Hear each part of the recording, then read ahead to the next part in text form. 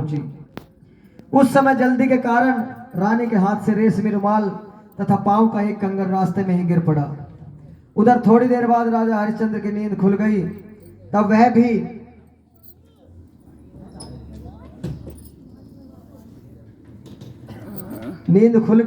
वह भी रानी का पता लगाने के लिए निकल पड़े।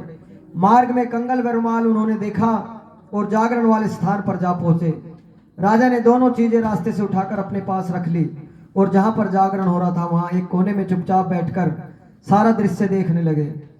जब जागरण समाप्त हुआ तो सबने माता की अरदास की, आरती की और सभी को प्रसाद बांटा गया। तारामती को जब प्रसाद मिला तो उसने अपनी झोली में रख लिया। यह देखकर लोगों ने पूछा कि आपने प्रसाद क्यों नहीं खाया? यदि आप प्रसाद नहीं खाएगी तो कोई भी प्रसाद नहीं खाएगा। रानी बोली, तुमने जो प्रसाद मेरे लिए दिया था वह मैंने अपने महाराज के लिए रख लिया है, अब मुझे मेरा प्रसाद दो।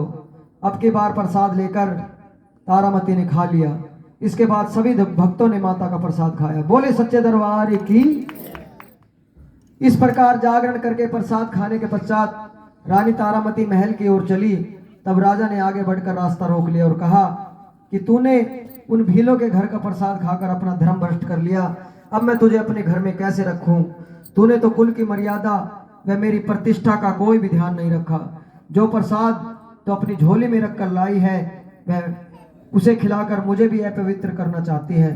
ऐसा कहते हुए जब राजा ने झोली की ओर देखा तो भगवती की कृपा से प्रसाद के स्थान पर उसमें चंपा, गुलाब, गेंदा के फूल, कच्चे चावल और सुपारी दिखाई दी। यह चमत्कार देख राजा आश्चर्यचकित रह गया। राजा हरिश्चंद्र रानी तारा को साथ लेकर महल में लौट आए और वहां रानी ने ज्वाला मैया की शक्ति से बिना किसी माचिस या चकमक पत्थर, जो कि आदिवासी काल में चकमक पत्थर से दोनों रगड़ते थे जब अग्नि प्रज्वलित होती थी, रानी ने बिना किसी माचिस के, बिना किसी चकमक पत्थर से रगड़े बिना पत्थर की बिना सहायता लिए अग्नि प्रज्वलित करके दिखाई, जिसे देखकर राजा का आश्चर्य और बढ़ गया।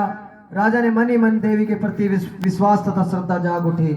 इसके बाद राजा ने रानी से कहा कि मैं माता के प्रत्यक्ष दर्शन करना चाहता हूँ। रानी बोली, प्रत्यक्ष दर्शन पाने के लिए बहुत ही बड़ा त्याग होना चाहिए। यदि आप अपने पुत्र रोहतासव की बलि दे सके तो आपको दुर्गा देवी के प्रत्यक्ष दर्शन भी हो सकते हैं। राजा के मन में तो देवी के दर्शन की लगन लगी हुई थी।